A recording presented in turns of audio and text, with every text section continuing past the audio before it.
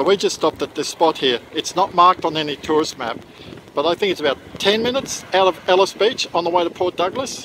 Nice spot to stop in. All these rocks have just been set up as little statues and you can just build your own. I got some great photos out of here. Beautiful.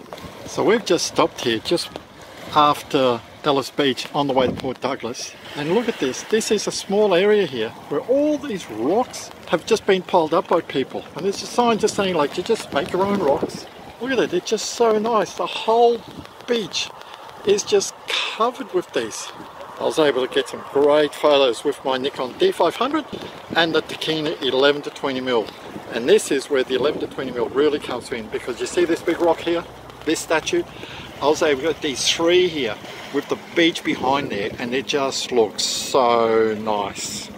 So this video was taken about 2 weeks ago at the start of the Easter school holidays in Queensland, when we travelled from Brisbane to Cairns and then up to Cape Tribulation on a 1 week's family holiday. Now, because this was a family holiday, my photography came in second. And during our 1 week holiday, I only went out seriously to take photos for one afternoon at sunset on a beach in Cape Tribulation. And if you want to see this video, I'll put a link up here. You can see how I went capturing a sunset around some mangrove trees. But for the rest of the time when we traveled around, I didn't really put my photography first. I enjoyed the family time. We really needed this break. We haven't had a break for around 2.5 years. Priority on this trip was family holiday. Second was my photography. But I still was able to grab some great photos. Why and how? I'll share in these videos. I'm going to do a couple of them just to show you that even on a family holiday, you can still get great photos. And during our trip, on the way from Cairns to Port Douglas, about halfway up, we found this place called Balancing Rocks. Now, I didn't know that it was on Google Maps, but it does show it. But as you're driving along the highway, there's no sign telling you. You've just got to be wary that all of a sudden you just see all these little rocks just piled up. People are just making little statues. And during my holiday, normally when I had my D500, I had the Nikon 18-140mm lens hooked up to my camera because it's a very versatile lens. But when I arrived here, I walked down and I realized very quickly that this lens wasn't going to be the lens for this. I quickly came back to the car and I put the Tokina 11-20mm lens on, and I used it for all this photo shoot. Now, I kept it simple. We're only here for less than 15 minutes and I got around a dozen photos while I was there. It was around 10:30 in the morning, so to keep it simple, I just set my camera in aperture priority. I set the exposure compensation down to 0.3. I didn't want to blow the highlights, so that's why I set it to 0.3. I knew that even if the photos were slightly underexposed in Adobe Lightroom, I could easily bring them back up. But if I overexpose the image, the highlights are gone, and once highlights are gone, that's it. All bets are off. And my aperture, because of what I was photographing, the scenes that I was wanting to photograph, I decided to go up to f16. Now, normally on kit lenses, like my Nikon 18-140, I wouldn't take it up to f16 because I would get chromatic aberrations. But my Tokina 11-20 here, easy, I can take it up to f16. So that's what I did. I went to f16, not so that I could get more depth of field in the background.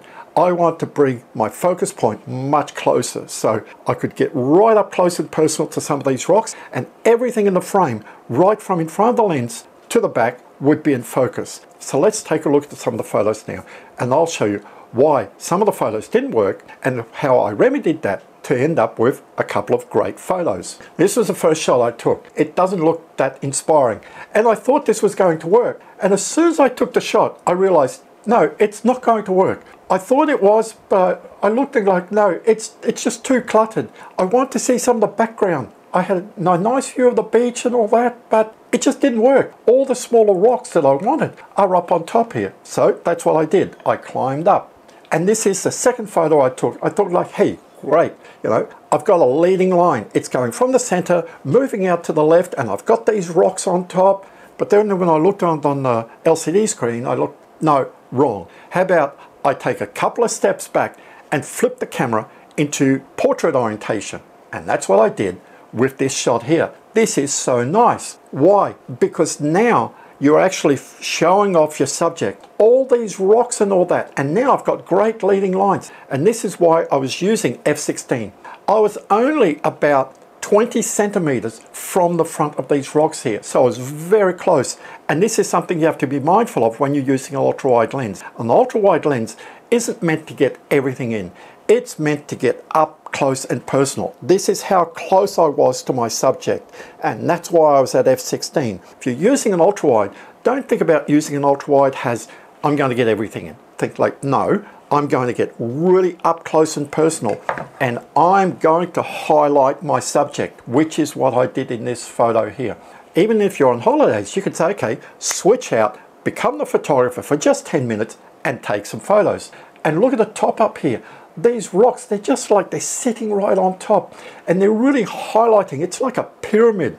This worked great. I just approached back the scene again. Now remember, this is very similar to this shot here. Look, these are the same rocks here. But now what I've done is I've gotten real close. Now in landscape orientation, this works great. I'm up close and personal, I'm highlighting the rocks, and I've done a bit of Lightroom editing on here. What I've done is I've used a brush, I've colored in all the main rocks here, but I've left the other rocks quite grey, so I've desaturated the rest of the greys here, just to give it that contrast, that wow feeling.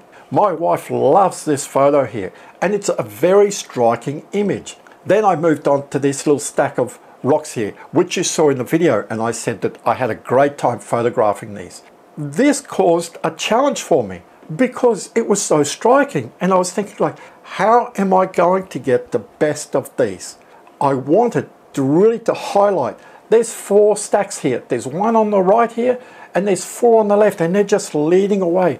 I want to show how good this was. I took this photo. Now you can see I'm angling down here, and I go like, okay, this looks really nice.